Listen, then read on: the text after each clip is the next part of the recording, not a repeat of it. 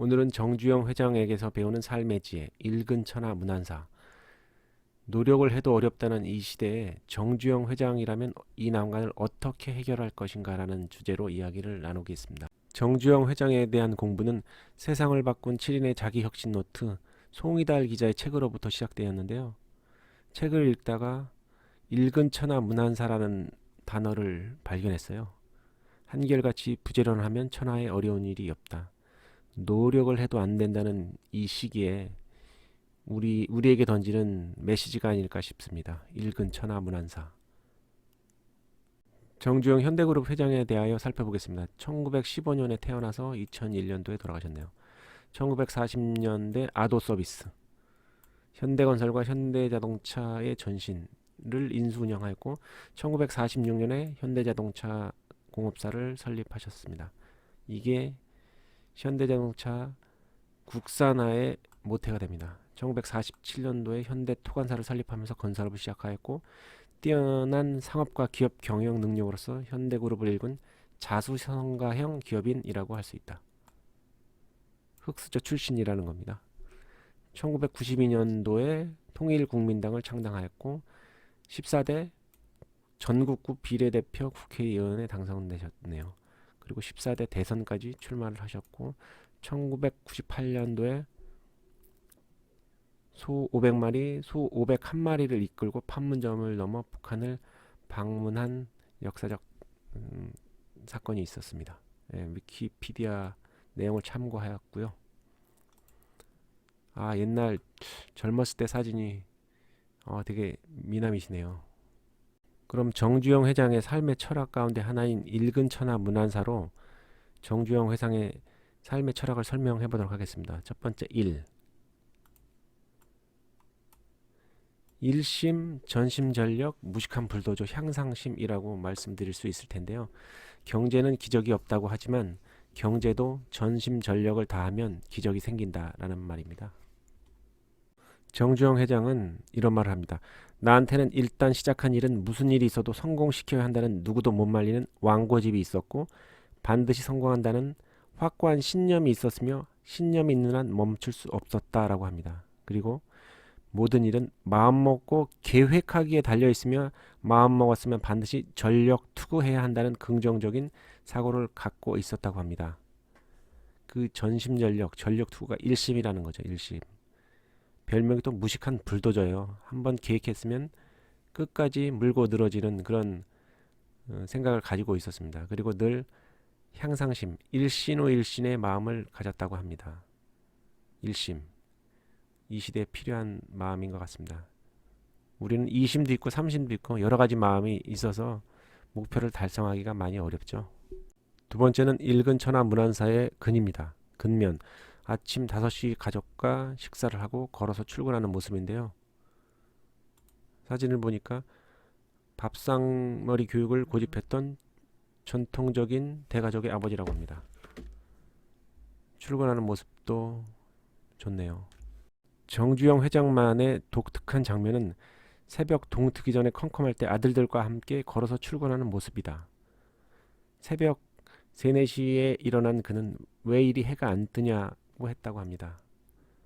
오전 5시쯤에 동생 자녀들과 함께 식사하며 그날의 할 일들을 지시하고 6시쯤 청운동 자택을 나와 종로구 개동에 있는 현대그룹 사옥까지 걸어서 출근했다고 합니다. 항상 소풍 가는 기분으로 출근한다는 마음가짐으로 일을 했다고 합니다. 대성의 비결은 일찍 일어나는 것, 즉 근면이라는 겁니다.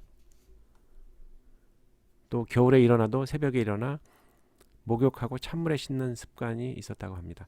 재산도 배경도 학벌도 없던 정주영의 가장 단순하면서도 강력한 무기가 뭐냐면 새벽기상, 즉 부지런함이었습니다. 세 번째, 읽은 천하 문안사의 천입니다.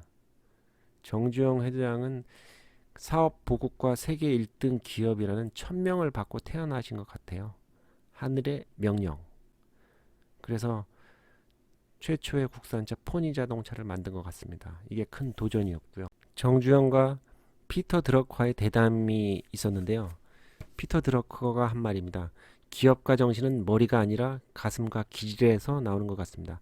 많은 불확실성과 위험 요소, 난관으로 가려진 미래의 사업 기회를 예지력을 가지고 간파해내고 이를 강력하게 밀고 나가는 리더십과 결행력을 가진 정주영 회장은 선천적으로 타고난 분입니다. 피터 드러커는 저는 이론가일 뿐이죠 라고 말을 하는데요.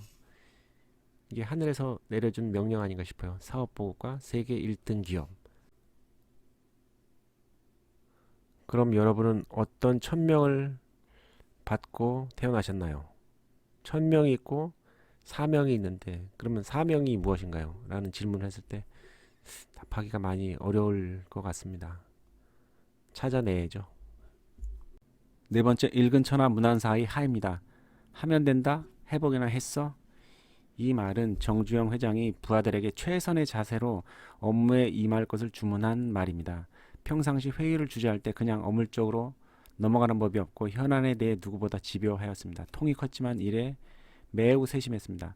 어렵다, 불가능이라는 얘기가 나오면 표정이 금세 굳어지며 이봐 해봤어 라는 말을 자주 하였습니다. 이것은 어려운 일에 시도조차 하지 않는 우리에 대한 꾸지람이라고 생각합니다. 우리는 효율성과 리스크 관리라는 방패막이로 안정에만 치우치고 있죠. 다섯 번째, 읽은 천하 문안사의 무입니다. 무는 무역이라는 표현으로 해봤습니다. 정주영 회장은 돈에 구애받지 않았습니다. 돈은 수단이라고 보고 돈보다 더 중요한 최선을 다하는 마음과 성취감에서 인생의 진수를 만끽했습니다.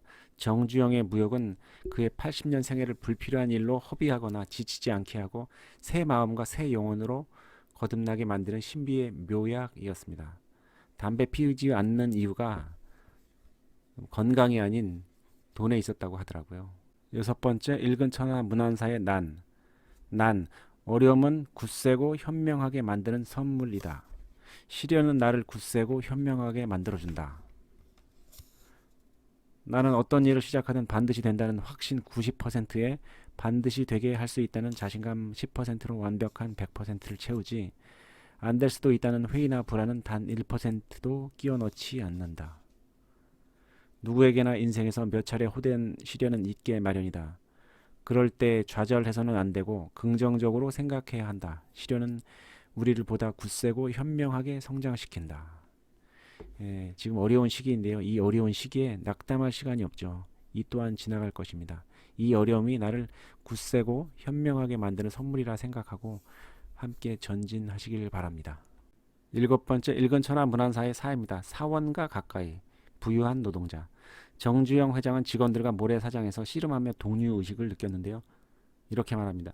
여러분께서는 저를 세계 수준의 대기업을 경영하는 자본가라 평가할지 모르지만 저는 단지 노동을 해서 재화를 생산해내는 부유한 노동자일 뿐입니다. 라고 말합니다. 그리고 직책이 높다고 거드름을 피울 것도 없고 낮다고 위축될 것도 없습니다. 그리고 스스로를 노동자의 사투리인데요.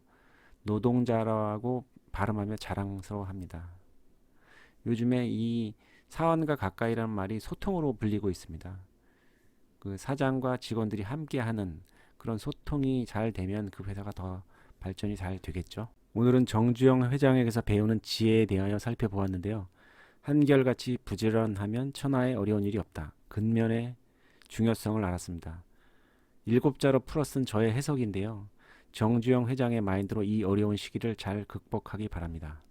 다시 한번 정리하면 일심, 근면, 천명, 하면 된다, 무역, 난, 사원과 가까이 이 7자를 통해서 정주영 회장의 마인드를 우리 마음속에 심었으면 합니다. 정주영 회장을 잇는 도전하는 많은 젊은이들이 나오길 바랍니다. 감사합니다.